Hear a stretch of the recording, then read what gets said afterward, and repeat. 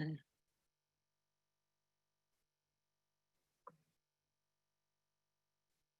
Okay, we're live on YouTube. Let me make sure that I've shared sound with my, let me stop sharing for a second. Let me share sound. Make sure that we have sound. There we go. Okay, so I want to welcome those who have just come on. Teddy and Sam and Susan. Looks like someone else was dropped out of the call. We'll wait till they come back on. Julie, I don't know if you could hear me yet. Good evening, good evening. Welcome, welcome. Looks a nice group of people coming on. I'm going to give it again another couple minutes as I always do. I'm going to try, it's been a long, busy day. As anybody read my email, I know Susan did. So today was my first venture out, besides some essential shopping, mostly Devorah does the shopping, otherwise I call her 100 times. So during this time, it's easier. But one second, let me make sure I'm okay. So today we went to Crown Heights to my brother-in-law's parents' house. It was a small group of only brothers and sisters of my brother-in-law and Devorah's sister. Small, maybe a minion of people. Most other the children all stayed outside, and it was nice to be together with the family for the first time in quite a while. So that was really, really nice. But for a simcha, Devorah's sister had a boy last Friday, and so this morning was the bris. It was interesting. Everybody had a mask and gloves, and it was a very, very strange, but it was nice. I said, I always like to say when we see people with masks, I'd love to see your smile. So I couldn't see anybody's smiles, but I'm sure everybody was smiling. The truth is you could see by their eyes, right? So anyway, okay. So let us begin as we always do. We will begin. Well, actually, we'll start with a little song,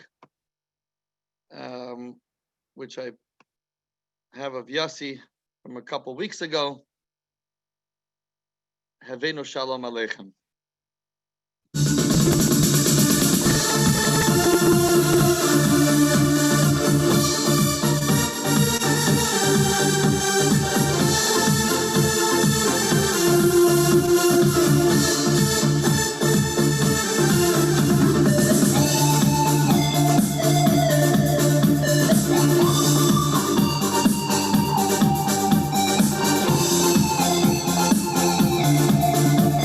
Shalom, shalom, shalom aleichem.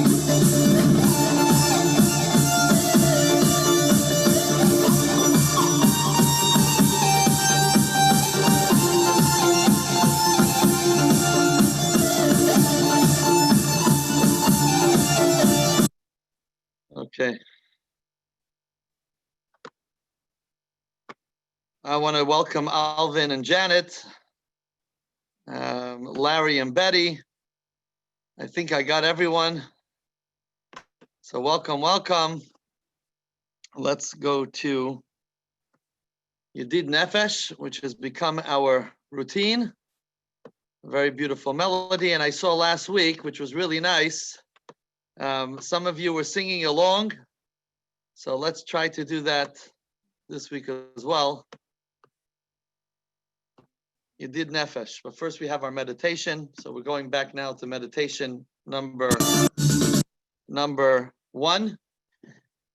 Yedid Nefesh. The root word kesef, found in the second paragraph, can be translated as both a yearning love and silver. Kesef. Nichsof nichsafti. Silver is found in the depths of the earth and must be softened and melted in order to be purified. Similarly, a yearning love for God exists within the depths of our earthly animal soul.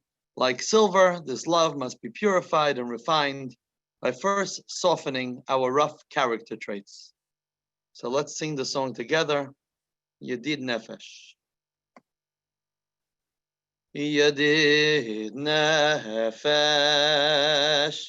avarachamon Meshoich avdecha el ritzoinecha Yarotz avdecha kemo yayol Yishtachave elamol adorecha Yerav eloi Yedidoi sechom Minoi fes tzuf V'chol toam Adornoe Ziv ha'olam Nafshi choyelas Avosecha Ano elena Rifana lo Beharo isla No yam zivecha Ostis chazeik V'si yisra apei V'hoi sala Simcha soyelam Third paragraph Vasik yemu Rachamecha V'chusana Al beinahu becha Ki ze kama Nichsoif nichsafti Lidois besiferes Ozecha Elecha meda libi V'chustana V'yahalti salam Higalena Uferois chavivi olai Esokan shloimecha Toir eretz mikvoidecha Nagila v'nismecha bach Maherov kiva moyeh V'chanenu kimeyolam. Join along. Did it ay ay ay ay. Did it ay ay ay ay. Did it ay ay ay ay ay ay ay ay ay ay. Did it ay ay ay ay. Did it ay ay ay ay. Did it ay ay ay ay ay. Did it ay ay ay ay. Did it ay ay ay ay. Ay ay ay ay ay ay ay ay ay. Did it ay ay ay ay, did it da da da da, ya ya ya ya ya ya. Beloved of the soul, compassionate Father, draw your servant to your will, then your servant will hurry like a hart to bow before your majesty. To him your friendship will be sweeter than the dripping of the honeycomb and all taste. Majestic, beautiful radiance of the universe, my soul is sick for your love. Please, O God, heal her now by showing her the pleasantness of your radiance. Then she will be strengthened and healed, and eternal gladness will be hers. O worthy one, may your mercy be aroused, and please take pity on the son of your beloved, because it is so very long that I have yearned intensely to see the splendor of your strength. Only these my heart desires, so please take pity and do not conceal yourself. Please be revealed and spread upon me, my beloved, the shelter of your peace, that we may rejoice and be glad with you. Hasten, beloved, for the time has come, and show us grace as in days of old. This week's Torah portion, before I read what's on the screen, talks about, and I shared a message related to it in my weekly video message talks about the spies that were sent by Moses to spy out the land of Canaan so that the Jewish people know how to capture it and to go in. Unfortunately, it didn't go so well, and the spies, 10 out of 12, came back with extremely negative reports. Everything seemed bad. Now, it's interesting. One of the things that I recall, I haven't seen it recently, but I recall about this story that always made an impact on me and sort of gave me direction and appreciation for seeing things differently, was that it says that when the spies entered the land of Egypt, of Canaan, they noticed, one of the things that they reported negatively about was the fact that it seemed that people were dying. There were a lot of people dying. How do they know? Because they saw multiple funerals happening at the same time. So they interpret it as something terrible. You see multiple funerals, as we know, unfortunately, we've experienced in recent months. It's not a very good sign, at least the way we perceive it. And so we're taught that the Meraglim, the spies, made a mistake because God had actually made all these funerals at the same time. I think they used to do mass funerals. I think that's the way the Canaanites used to do it in general. But they specifically chose that day to do the mass funerals. Why? In order that their mind is on the funerals and not on the spies, which means it was a benefit to the spies. It wasn't a negative scene. It was a blessing to the spies. If you're going in and you're spying out a land and everybody's busy with the funerals today, you got a very good day, right? So but the spies, the way they saw it, was in a negative light. And we have the ability in life to be able, as difficult as it is sometimes, it doesn't mean that when we see something negative, that the sad aspect of it is removed.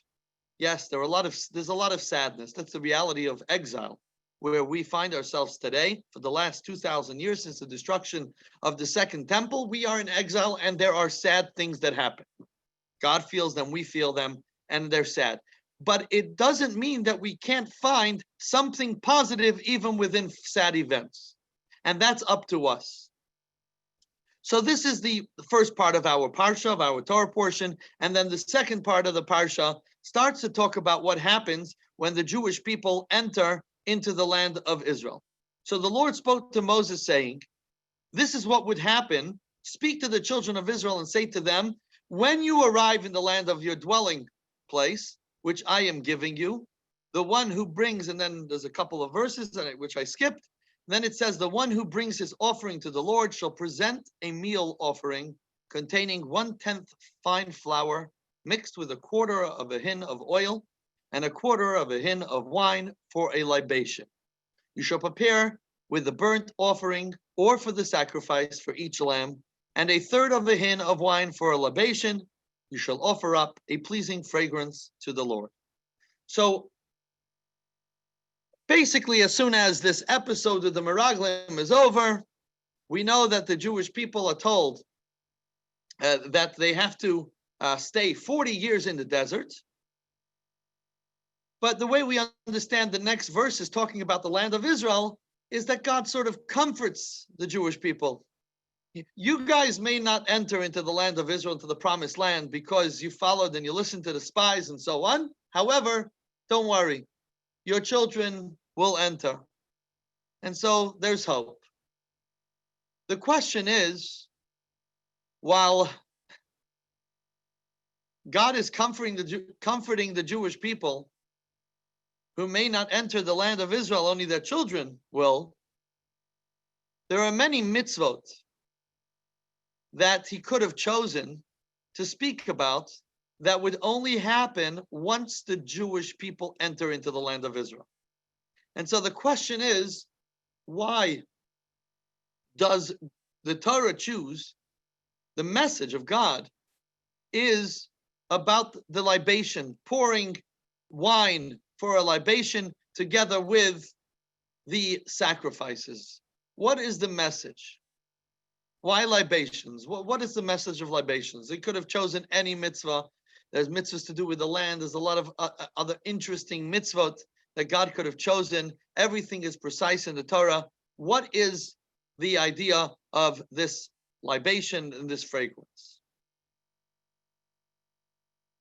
So I want to share a story, but before I do that, I want to quote a verse, a passage from the Talmud, which is very interesting.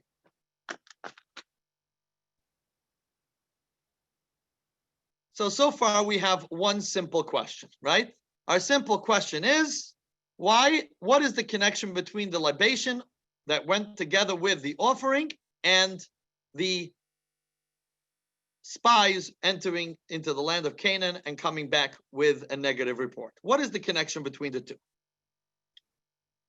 In the Talmud it says, and I'll read the text of the Talmud. Ula says, if one recites the Shema, we all know what the Shema is. Shema Yisrael, right? The most important prayer. If one recites the Shema without tefillin, it is as if he bore false witness against himself. So if someone davens, if a man davens in the morning and says the Shema, because he has the obligation to wear tefillin, and he says the Shema, a woman would say says the Shema in the morning, but without the tefillin. So a man says the Shema with the tefillin. So a man who says the Shema without tefillin, it's as if he bore false witness against himself. Now, that could be understood because why? How does that make sense? Because what's in the Shema? What's in the tefillin? What's in the Shema?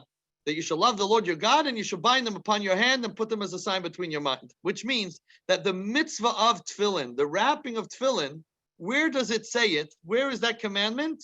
In the Shema. So if someone who is obligated to put on tefillin says the obligation of putting on tefillin, but doesn't actually put it on, it makes sense that he's sort of saying false testimony. He's bearing false testimony because he's saying that there's a mitzvah putting on tefillin, but he's not doing it. So we could understand that. But then Reb Chia Bar Abba says, it is as if he offered a sacrifice without libation. Now, how do we understand that? What's the connection between the Shema and this wine libation? So the story here, the passage from the Talmud, as well as the text from our parsha, seem to be telling us something about a connection between the spies and libation, and a connection between the tefillin, the Shema, and libation. The Shema and the tefillin and libation. What is the connection? What's going on? So there is a melody that I'm going to share with you that I found on YouTube with some music pre-prepared. You can find everything on YouTube. So I wanted a melody from the Alter Rebbe, from the first Chabad Rebbe. He would sing this melody in a state of meditation. It was a meditative, as you'll see, it's a very meditative song, melody, with very interesting words. The words come from two places, two different verses, one in the Torah and the other one in the book of Tehillim, the book of Psalms. And he sings them together. Now, before we hear the melody, I want to share the words in Hebrew and in English or more specifically in English, so that you can appreciate the words of this song. And then afterwards, I'll try to make sense and then bring this all together. Because the words of the song go like this. Ka'ayel tarog alafike mayim, as the ram thirsts by the water brook. And then it continues, and they should be frontlets between your eyes. They should be as a sign between your eyes. So you take a verse of Tehillim, of Psalms, Ka'ayel tarag, the ram thirsts, as the ram thirsts by the water brook, and the verse from the Shema, that the tefillin should be as a sign between your eyes. What's the connection between the two? But he would meditate on it, and he would sing this song, as you will now hear. A very beautiful melody. Ka'ayel tarog alafike mayim ve'hayu letotafot b'neinecha. Ka'ayel tarog alafike mayim ve'hayu letotafot b'neinecha. Ka'ayel tarog alafike mayim ve'hayu letotafot b'neinecha. Okay, so we got the idea. Ka'ayel tarag. Now it's interesting, and it's actually very relevant.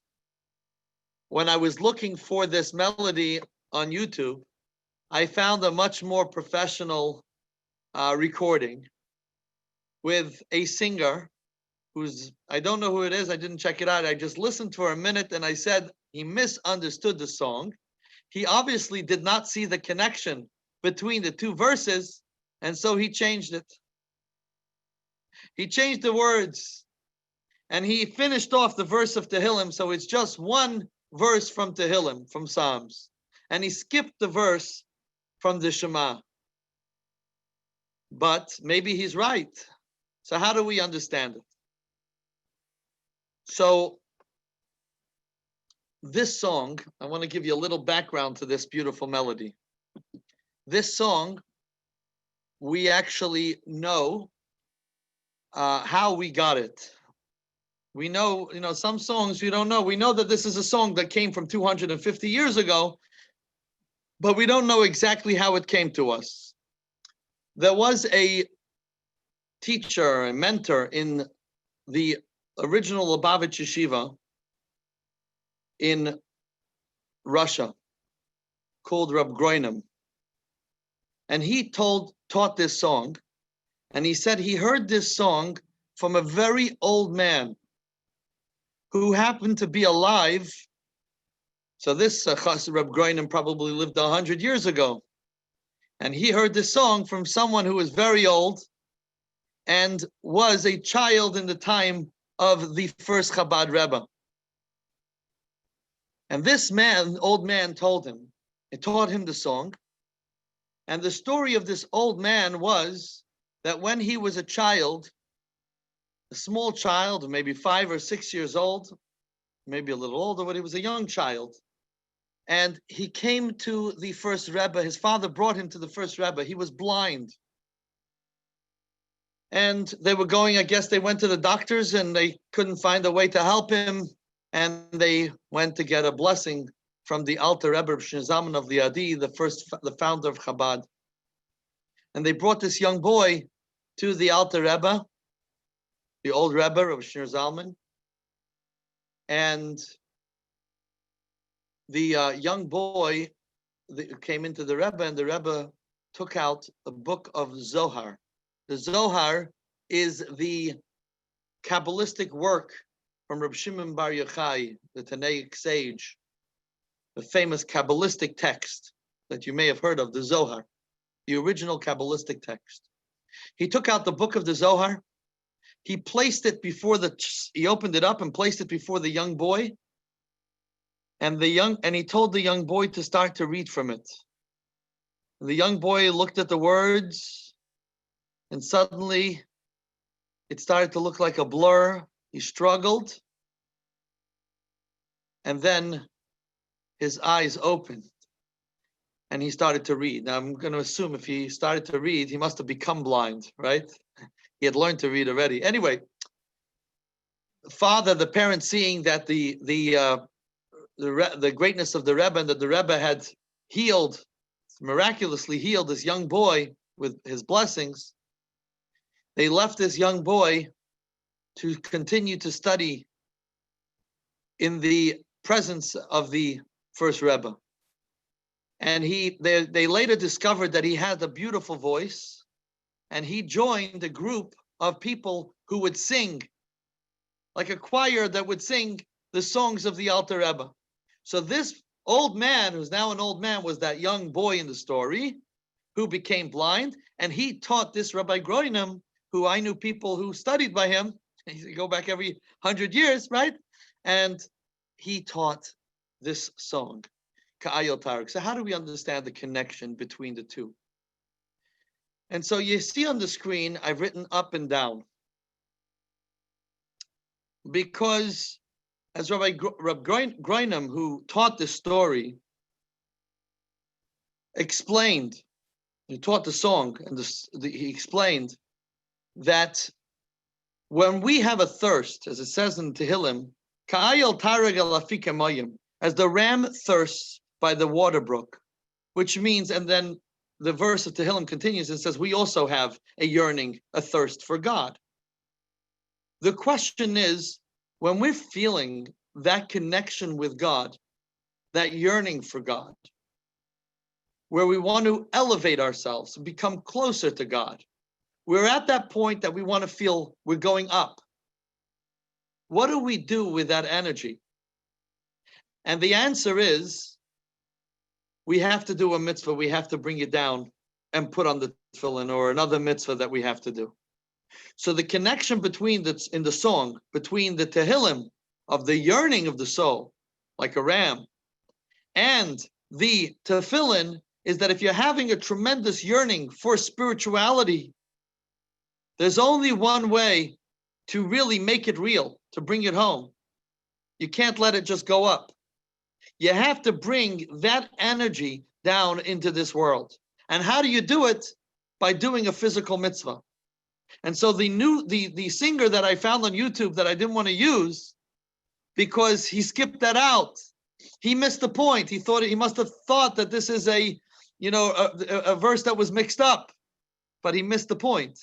The point is that if you're in the middle of that verse of Tehillim, feeling that tremendous yearning for God, you have to make sure you bring it down into something physical, into the material world. And that was the problem that the spies had in the desert. When the spies were in the desert and the rest of the Jewish people were in the desert, they found they weren't distracted by everything that they would be distracted with if they entered the land of Israel.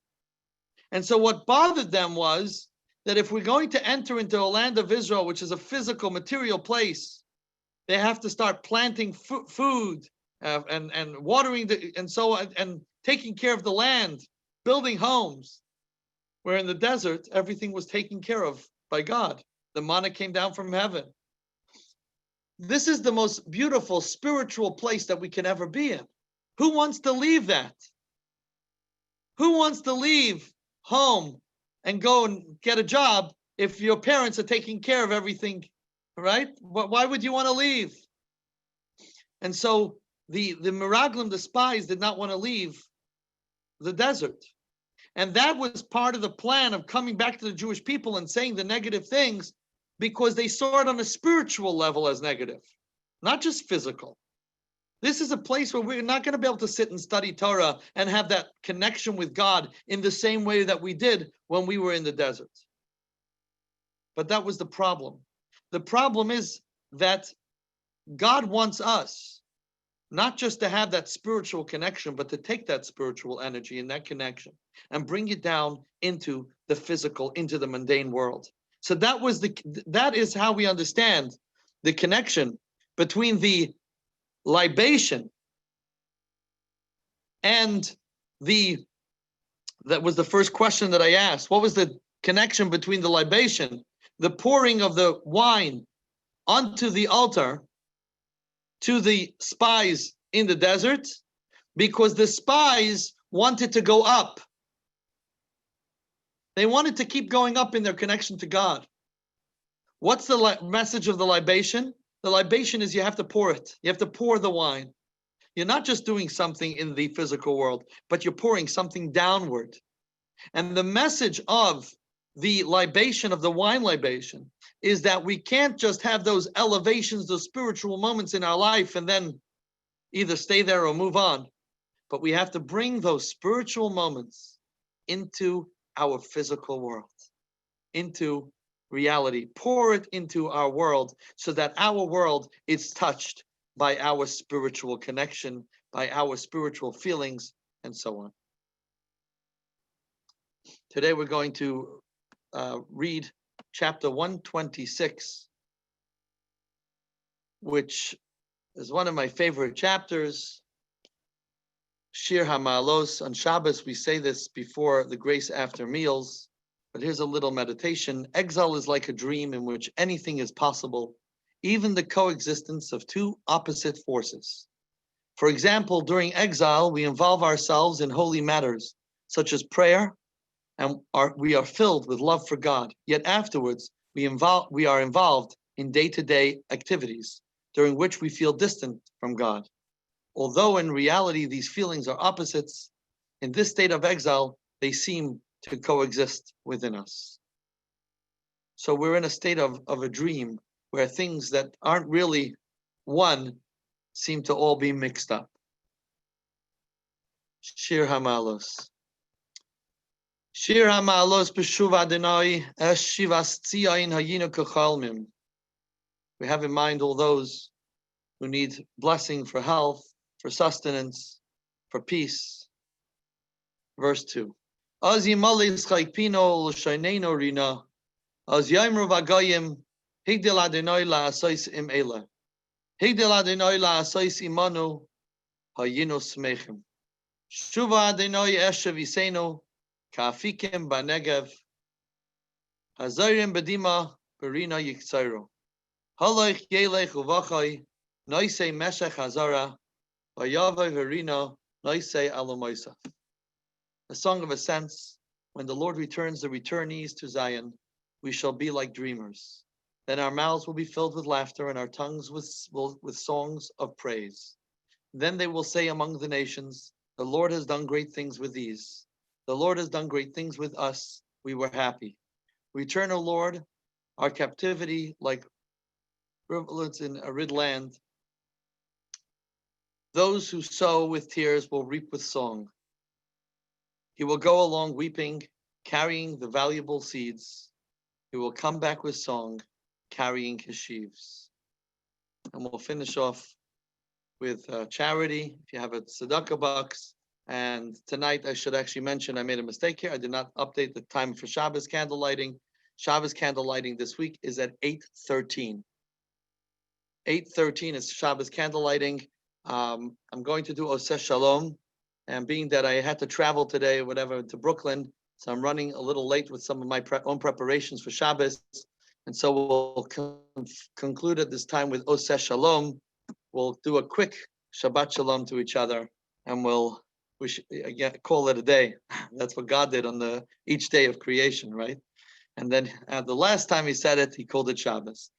Oseh Shalom bimromav. O Yaseh Shalom Aleinu, Ve'yal Kol Yisrael, Ve'imru Amen.